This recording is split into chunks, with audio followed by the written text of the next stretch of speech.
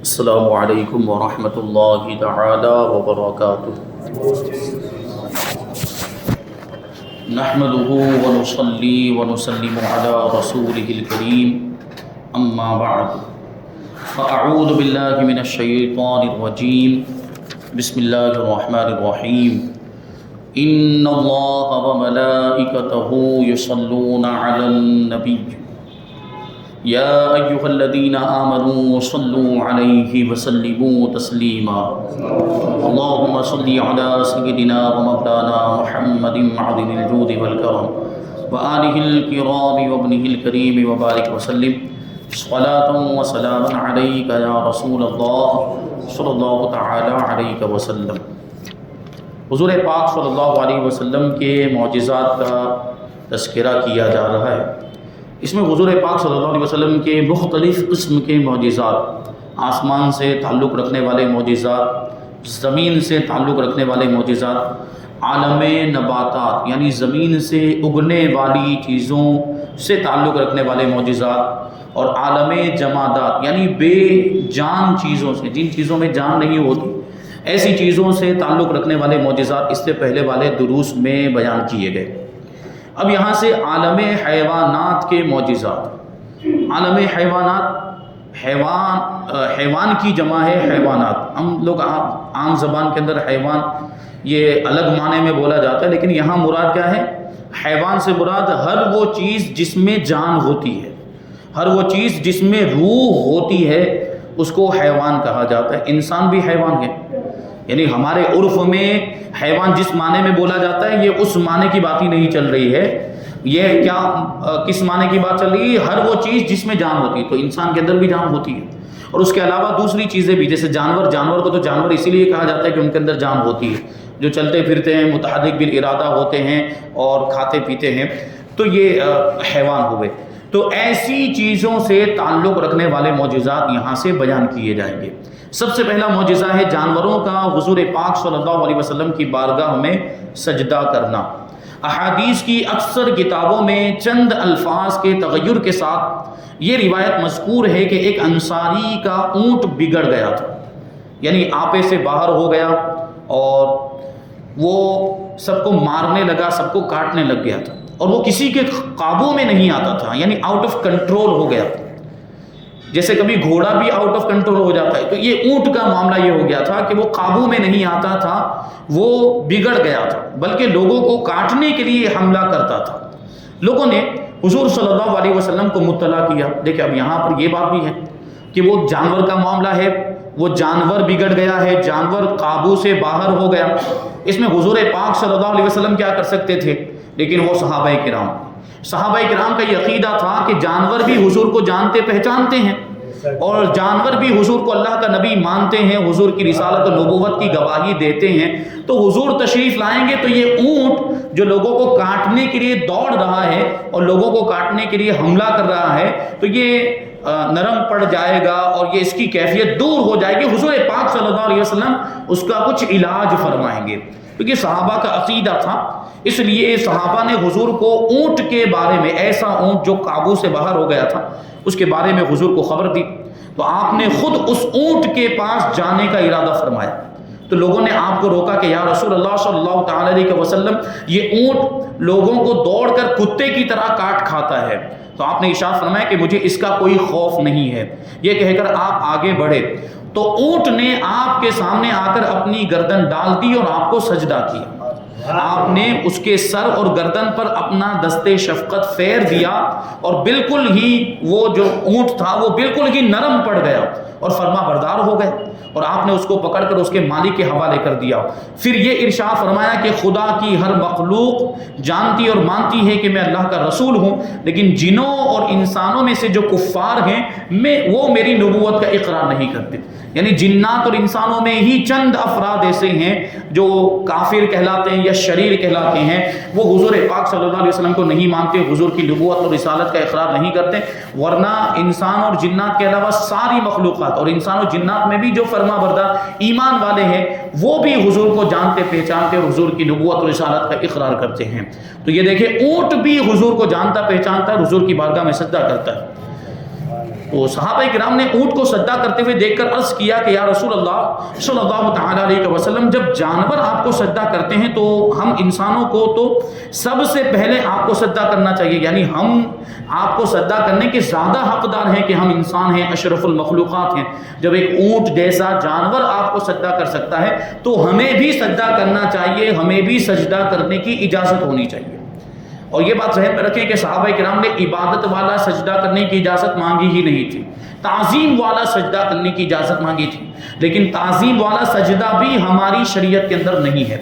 یہ سن کر حضور پاک صلی اللہ علیہ وسلم نے ارشاد فرمایا کہ اگر کسی انسان کا دوسرے انسان کو سجدہ کرنا جائز ہوتا تو میں عورتوں کو حکم دیتا کہ وہ اپنے شوہروں کو سجدہ کیا کریں۔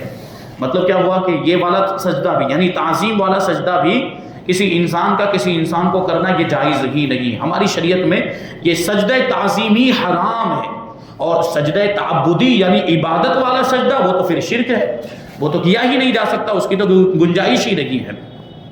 بہرحال یہاں پر اونٹ کے بارے میں یہ جو واقعہ بیان کیا گیا کہ اونٹ حضور پاک صلی اللہ علیہ وسلم جب اس کے قریب پہنچے تو وہ تابع فرمان ہو گیا، جو پہلے لوگوں کو کاٹنے کے لیے دوڑتا تھا اب وہ نرم پڑ گیا اور قابو میں آ گیا۔ یہ حضور پاک صلی اللہ علیہ وسلم کی جانوروں پر بھی حکومت اور جانوروں پر بھی حضور کا اختیار کیسے چلتا تھا، اس واقعے سے ہمیں اس کا اندازہ ہوتا ہے۔ ایسا ہی ایک واقعہ آنے والی باتوں میں آپ دیکھیں گے، آنے والے صفحات کے اندر فرماتے ہیں کہ ایک بار حضور اقدس صلی اللہ علیہ وسلم ایک انصاری کے باغ میں تشریف لے گئے۔ انصاری مطلب وہ صحابہ کرام جو مدینہ منورہ کے رہنے والے تھے، انصاری صحابہ۔ تو ایک انصاری کے باغ میں تشریف لے گئے، وہاں ایک اونٹ کھڑا زور زور سے چلا رہا تھا، اونٹ اس کی بھی وہی کیفیت تھی۔ جب اس نے آپ کو دیکھا تو ایک دم بلبلانے لگا اور اس کی دونوں آنکھوں سے آنسو جاری ہو گئے، اونٹ رونے لگا۔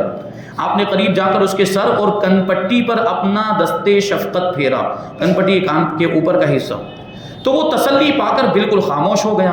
پھر آپ نے لوگوں سے دریافت فرمایا کہ اس اونٹ کا مالک کون ہے؟ لوگوں نے ایک انصاری کا نام بتایا۔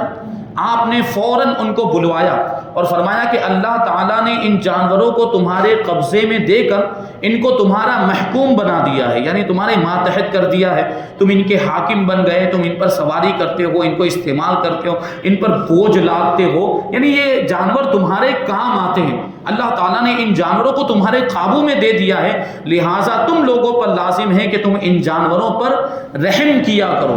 تمہارے اس اونٹ نے مجھ سے تمہاری شکایت کی ہے کہ تم اس کو بھوکا رکھتے ہو اور اس کی طاقت سے زیادہ اس سے کام لے کر اس کو تکلیف دیتے ہو، تو اگر تم اس سے کام لے رہے ہو، اگر اس سے خدمت لے رہے ہو تو پھر ویسی اس کی ضرورتوں کا بھی تو خیال رکھو، اس کو صحیح طور پر چارہ وغیرہ جو بھی اس کی خوراک ہوتی ہے وہ دو، کیونکہ وہ اونٹ کمزور بھی بہت ہو گیا تھا، کھانا نہ ملنے کی وجہ سے اور زیادہ کام لیے جانے کی وجہ سے محنت والا وہ کمزور بھی ہو گیا تھا۔ اس لیے حضور نے اس کی بولی کو سمجھتے کہ حضور پاک صلی اللہ علیہ وسلم جانوروں کی بولیاں بھی جانتے تھے۔ اونٹ نے حضور پاک صلی اللہ علیہ وسلم کی بارگاہ میں شکایت کی تو حضور نے اس شکایت کو سنا بھی، اس کی فریاد کو سنا بھی، اور صرف ایسا نہیں کہ صرف سنا اور سن کر خاموش رہ گئے، نہیں، بلکہ اس کی فریاد رسی بھی فرمائی، اس کی فریاد کو پورا بھی فرمایا، اس کی ضرورت کو پورا فرمایا۔ مالک کو بلا کر تاکید فرمائی کہ جانوروں سے اگر تم کام لیتے ہو تو ان کے حقوق بھی ادا کرو، ان پر رحم کرو، ان کو ٹائم کھانا بھی دیا کرو اور ان کی ضرورتوں کا خیال رکھو، یہ حضور نے ارشاد فرمایا۔ تو دیکھیے اونٹ بھی حضور پاک صلی اللہ علیہ وسلم کی بارگاہ میں اپنی تکلیفیں لے کر آتے ہیں اور اپنی تکلیفیں پیش کرتے ہیں، اور حضور پاک صلی اللہ علیہ وسلم ان کی تکلیفوں کو دور بھی فرما دیا کرتے ہیں۔ تو ہمارے امام نے اسی لیے تو کہا تھا کہ ہاں یہی کرتی ہیں چڑیا فریاد اور یہیں سے چاہتی ہے ہرنی داد، ہاں یہی کرتی ہیں چڑیاں فریاد۔ چڑیاں کی پرندے بھی حضور کی بارگاہ میں آتے ہیں اور وہ پرندے بھی حضور کی بارگاہ میں فریاد کرتے، اور اسی در سے یہیں سے چاہتی ہے ہرنی داد، یعنی ہرنی بھی یہیں انصاف چاہنے کے لیے آتی ہے، انصاف مانگنے کے لیے آتی ہے، ظلم سے چھٹکارا پانے کے لیے ہرنی بھی حضور کی بارگاہ میں آتی ہے۔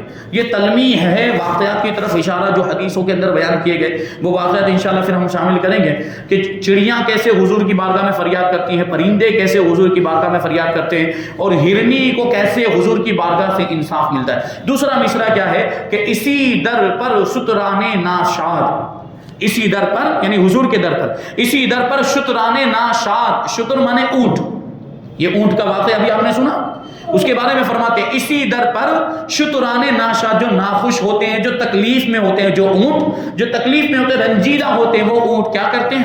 اسی در پر شتران ناشاد گلے رنج و عنا کرتے ہیں، یعنی اپنی تکلیف اور اپنی مشقت کا گلا اور اپنی مشقت کے تعلق سے جو فریاد ہوتی ہے وہ اسی در پہ کرتے ہیں، یعنی حضور کی بارگاہ میں وہ پیش کرتے ہیں، اور حضور ان کی فریاد کو سن کر ان کی فریاد رسی بھی فرمایا کرتے ہیں۔ تو یہ شان ہے۔ آگے دیکھیں، حضرت عبداللہ ابن مسعود رضی اللہ تعالیٰ عنہ کہتے ہیں کہ میں ایک نوعمر لڑکا تھا، چھوٹا لڑکا تھا، اور مکہ میں کافروں کے سردار عقبہ بن ابی معیط کی بکریاں چرایا کرتا تھا۔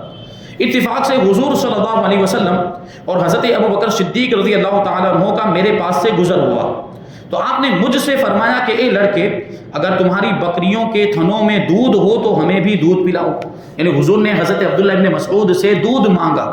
اب ایک طرف دیکھیں، حضرت عبداللہ ابن مسعود نوعمر لڑکے ہیں، دوسری طرف حضرت عبداللہ ابن مسعود وہ بکریوں کے مالک نہیں ہے، بکریاں تو عقبہ ابن ابی معیط کی تھی جو مکہ کا کافر تھا، اس کی وہ بکریاں تھیں، کافروں کا سردار تھا، اس کی وہ بکریاں تھیں۔ تو حضرت عبداللہ ابن مسعود کیسے وہ بکری کا دودھ دے دیتے؟ تو حضرت عبداللہ ابن مسعود کہتے ہیں کہ میں نے عرض کیا کہ میں ان بکریوں کا مالک نہیں ہوں، بلکہ میں تو ان کا چرواہا ہوں، اور چرواہا ہونے کی حیثیت سے میں امین ہوں، یعنی میں امانت دار ہوں، ان کی حفاظت میرے ذمے لازم ہے، میں کسی کو بھی مالک کی اجازت کے بغیر دودھ کیسے دے سکتا ہوں؟ کوئی کہتے ہیں کہ میں بھلا بغیر مالک کی اجازت کے کس طرح ان بکریوں کا دودھ کسی کو پلا سکتا ہوں؟ تو آپ نے فرمایا کہ کیا تمہاری بکریوں میں کوئی بچہ بھی ہے، یعنی کوئی چھوٹی بکری ہے، چھوٹی سی جو ابھی بچی ہو، ایسی کوئی بکری ہے؟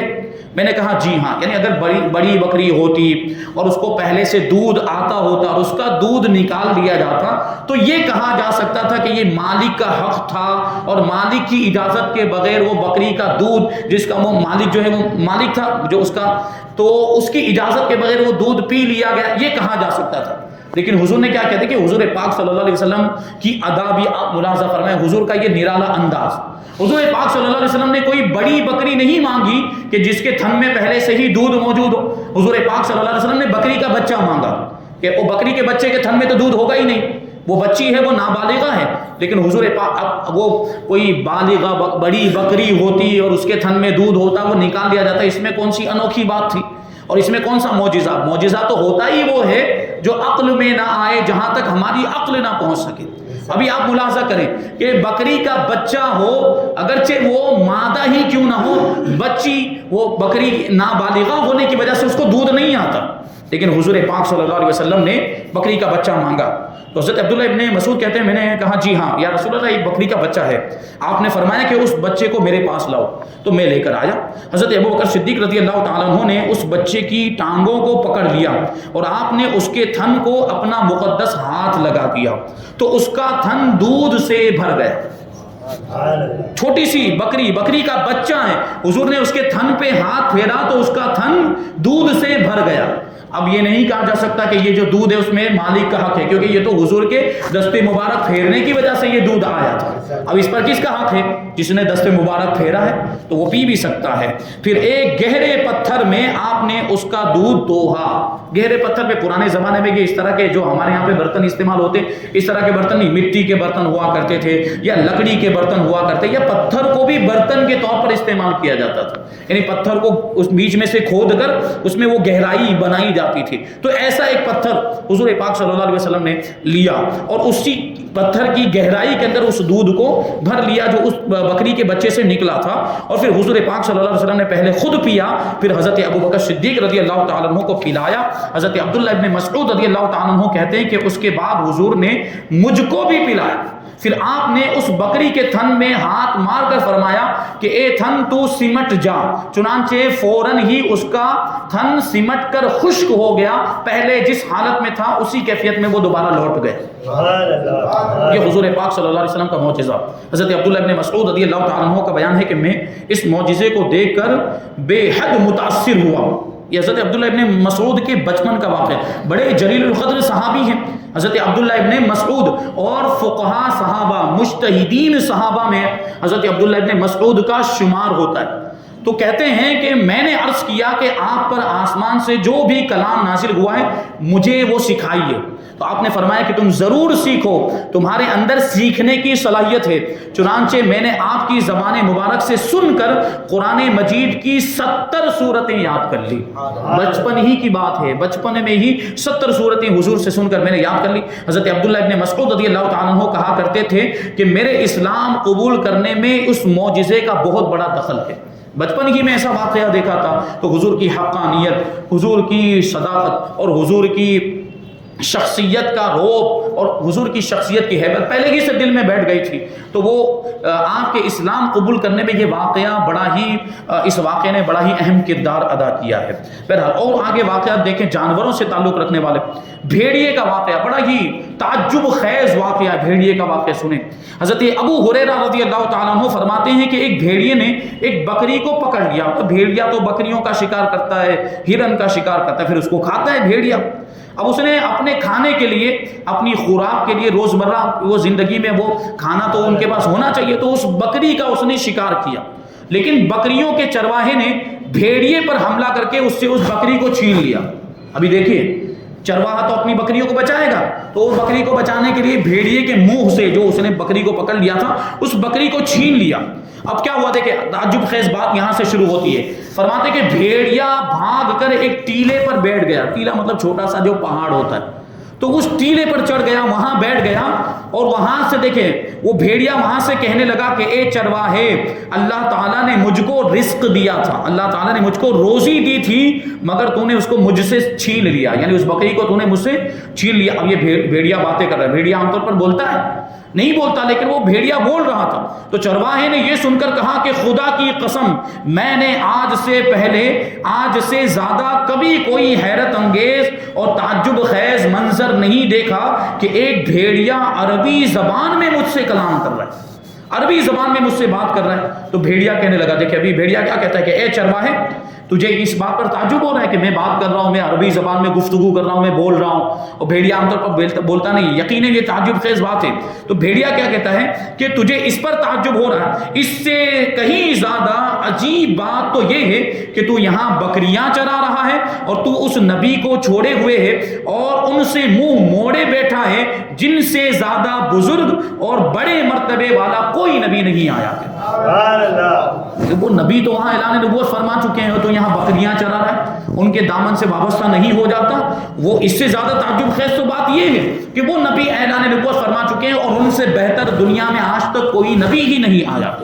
اس وقت جنت کے تمام دروازے کھلے ہوئے ہیں اور تمام اہل جنت اس نبی کے ساتھیوں کی شان جہاد کا منظر دیکھ رہے ہیں۔ یعنی حضور پاک صلی اللہ علیہ وسلم جنگ میں مشغول تھے اور جنت کے دروازے وہ مجاہدین اسلام کے لیے کھول دیے گئے کہ ابھی جو بھی شہید ہوگا جنگ کے اندر اعلاء کلمت اللہ کے لیے، جو بھی میدان جنگ میں شہید ہوگا وہ تو سیدھا جنت میں ہی جائے گا۔ تو ان کے لیے جنت کے دروازے کھلے ہوئے ہیں اور حضور پاک صلی اللہ علیہ وسلم میدان جنگ کے اندر موجود تھے، جہاد فرما رہے تھے۔ اور پھر وہ آگے وہ کہ بھیڑیا کیا کہتا ہے، اور تیرے اور اس نبی کے درمیان بس اسی ایک گھاٹی کا فاصلہ ہے، یعنی وہ جو پہاڑوں کے بیچ میں جو راستہ ہوتا ہے اس کو گھاٹی کہا جاتا ہے کہ یہ راستہ طے کر اور نبی کی بارگاہ میں پہنچ جا۔ یہ بھیڑیا اس کو نصیحت کر رہا ہے کہ تیرے اور اس نبی کے درمیان بس اس گھاٹی کا فاصلہ ہے، کاش تو بھی اس نبی کی خدمت میں حاضر ہو کر اللہ کے لشکروں کا ایک سپاہی بن جاتا۔ چرواہے نے اس گفتگو سے متاثر ہو کر کہا کہ اگر میں یہاں سے چلا گیا تو میری بکریوں کی حفاظت کون کرے گا؟ یہ اور زیادہ دیکھیں تعجب خیز بات آگے آئے گی۔ وہ کہتا ہے کہ میں بکریوں کو چھوڑ کے کیسے چلا جاؤں؟ ابھی بکریوں کو چھوڑ کر میں نبی پاک صلی اللہ علیہ وسلم کی بارگاہ میں چلا بھی جاتا ہوں تو میری بکریوں کی حفاظت کون کرے گا؟ میری بکریوں کا کیا ہوگا؟ تو بھیڑیے نے جواب دیا کہ تیرے لوٹنے تک میں خود تیری بکریوں کی نگہبانی کروں گا۔ بھائی بھیڑیا بھی کبھی بکریوں کی حفاظت کرتا ہے؟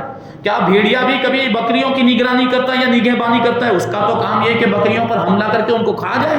لیکن یہاں بھیڑیا خود کہہ رہا ہے کہ تو جب تک واپس نہیں آ جاتا میں تیری بکریوں کی حفاظت کروں گا۔ کتنا پیارا واقعہ۔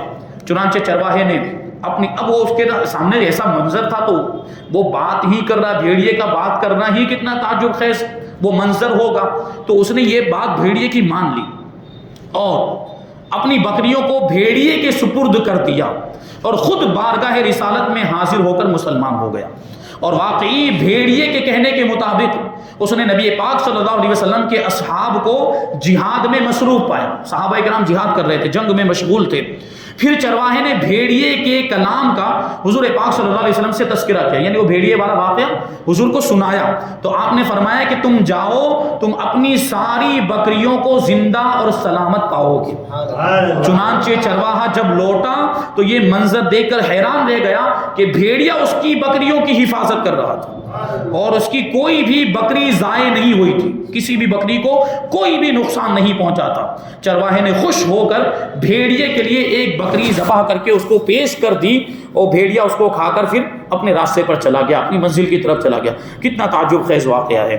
تو یہ تو واقعہ، ابھی ایک اور واقعہ گوہ کا واقعہ ہے، اس کے بعد واقعہ بیان کریں گے۔ گوہ ایک قسم کا جانور ہوتا ہے، یہ آپ کو بتاؤں گے، یہ چھپکلی کی طرح ہوتا ہے، دکھنے میں چھپکلی کی طرح ہوتا ہے لیکن سائز میں وہ چھپکلی سے بڑا ہوتا ہے، تقریباً اتنا بڑا ہوگا وہ۔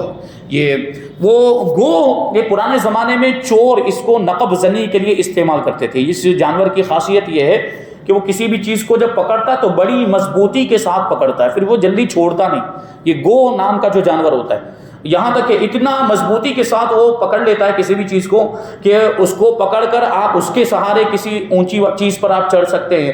تو یہ لوگ چور پرانے زمانے میں، یہ ڈاکو نقب زنی کے لیے، چوری کرنے کے لیے اس جانور کو استعمال کرتے تھے۔ اس کی دم میں رسی وغیرہ باندھ کر اس کو لنگسیے کی طرح کسی اونچی عمارت پر، بلڈنگ پر وہ ڈالتے تھے، اور وہ جا کر وہ اس کو پکڑ لے، کوئی بھی چیز اوپر دیوار میں کسی بھی چیز کو وہ پکڑ لیتا، اور اتنی مضبوطی کے ساتھ وہ پکڑ لیتا تھا کہ پھر وہ چھوڑتا نہیں۔ پھر اسی کے سہارے یہ چور وغیرہ اوپر عمارت پر، اس کی چھت وغیرہ پر چڑھ جایا کرتے تھے۔ تو یہ گوہ یہ ایسا جانور ہے، اس نے بھی نبی پاک صلی اللہ علیہ وسلم کی رسالت کی گواہی دی ہے، حضور پاک صلی اللہ علیہ وسلم کی نبوت کی گواہی دی ہے۔ تو وہ واقعہ انشاءاللہ تبارک و تعالی ہم آئندہ درس میں شامل کریں گے۔ اللہ تبارک و تعالی کی بارگاہ میں دعا ہے کہ جو کچھ بھی بیان ہوا اس پر ہم سب کو عمل کرنے کی توفیق عطا فرمائے۔ حضور پاک صلی اللہ علیہ وسلم کی سچی پکی محبت ہم سب کے دلوں میں پیدا فرمائے۔ وما علینا الا البلاغ۔